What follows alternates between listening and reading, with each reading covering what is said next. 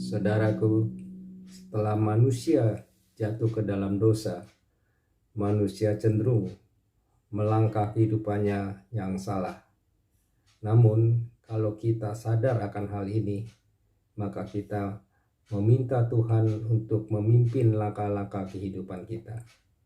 Tiap langkahku diatur oleh Tuhan, dan tangan kasih-Nya memimpinku. Di tengah badai dunia menakutkan, hatiku tetap tenang teduh.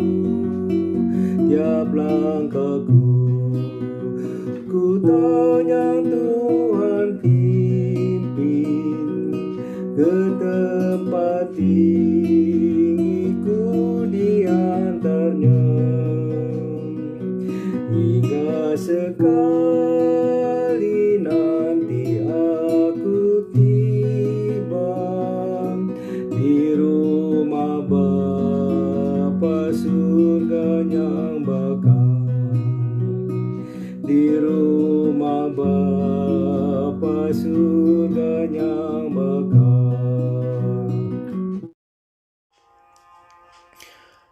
Memenuhi kewajiban kepada istri. Seminggu bersama suami yang baik di hari ke-6. Mana Sorgawi, Senin 6 April tahun 2020. Adapun firman Tuhan terambil dari Kejadian 3 ayat 17 sampai 19 dan 1 Korintus 7 ayat 3 pasal 14 ayat 35. Selain beberapa hal yang sudah disebutkan secara terpisah dalam renungan-renungan sebelumnya, maka paling tidak ada 3 kewajiban lagi yang harus dipenuhi oleh seorang suami. Yang pertama, bekerja untuk memenuhi kebutuhan istri. Sesungguhnya, bekerja bukanlah akibat dari dosa. Sebab sejak semula Tuhan sudah memerintahkan kepada manusia untuk mengolah bumi. Tetapi karena manusia jatuh ke dalam dosa, maka usaha itu menjadi semakin keras. Tuhan menghukum manusia dengan bersusah payah di dalam mencari rezeki. Hukuman dan sekaligus perintah itu ditujukan kepada Adam, sang suami. Sebab Hawa, sang istri, adalah menerima hukuman yang tidak kalah beratnya.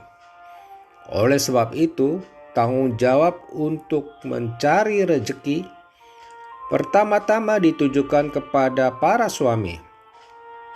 Bagaimanapun sulitnya seorang suami tetap harus mencari nafkah supaya kebutuhannya dan juga kebutuhan istrinya tercukupi.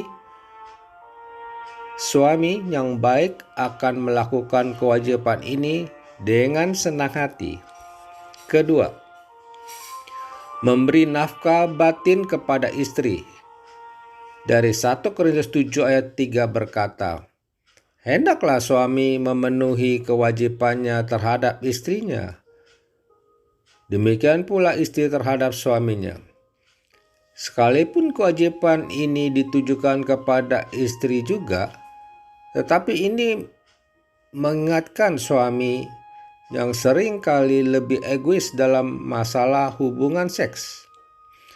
Pada zaman itu, dan bisa jadi masih dilakukan pada zaman sekarang juga, para suami bertindak semena-mena dan menganggap istri hanya sebagai tempat pelampiasan nafsunya.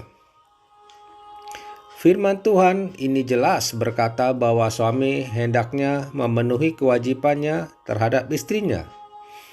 Seorang suami harus menyadari bahwa istri juga mempunyai hak untuk dicukupi kebutuhan batinnya. Itulah sebabnya dikatakan bahwa suami tidak berkuasa atas tubuhnya sendiri, tetapi istrinya. Bukanlah suami yang baik ketika seorang laki-laki masih egois di dalam masalah hubungan seks. Suami yang baik akan menyadari bahwa istrinya pun perlu mendapat kepuasan, dan sang suami yang baik itu akan berusaha semaksimal mungkin supaya bisa memenuhi kebutuhan istrinya itu. Ketiga, memberikan penjelasan kepada istri. Adalah kewajiban suami untuk memberikan penjelasan dan menuntun istri mengenai iman Kristen dan kehidupan praktis kekristenan yang belum diketahui oleh istri. Sekalipun ini masih terkait dengan larangan pada saat itu, di mana seorang perempuan dilarang menyampaikan pendapat atau pertanyaan di depan jemaat, namun perintah untuk bertanya kepada suami mewajibkan suami untuk memberikan penjelasan kepada istrinya. Suami yang baik akan memenuhi kebutuhan istrinya mengenai pengajaran di dalam iman Kristen dan kehidupan praktis kekristenan. Mari para suami, bekerjalah untuk bisa memenuhi kebutuhan istri. Belajarlah lebih lagi tentang iman Kristen dan kehidupan praktis kekristenan agar bisa memberi jawab ketika istri bertanya. Dan janganlah egois, penuhi kebutuhan batin istri dengan tulus dan ikhlas. Kata-kata bijak.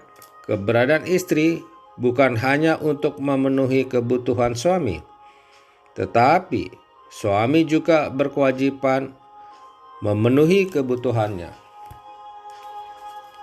Mutiara kata hari ini. Kegagalan adalah sebuah batu pijakan menuju kejayaan. Dari Oprah Winfrey. Mari kita berdoa.